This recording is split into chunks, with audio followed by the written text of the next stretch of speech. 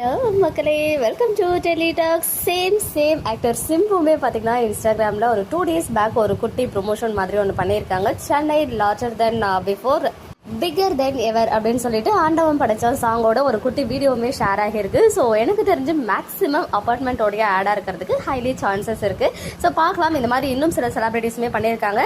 But எதுலையுமே வந்து reveal பண்ணலை. இன்னும் சில ஆக்டர் அண்ட் ஆக்ட்ரஸ் பண்ணியிருக்காங்கன்னு சொன்னா இல்லையா. ஸோ அவங்களுமே இதே டைலாக கொஞ்சம் கூட சேஞ்ச் ஆகாமல் Chennai larger than before figure தென் எவர் அப்படின்னு சொல்லிட்டு தான் ஷேர் பண்ணியிருக்காங்க.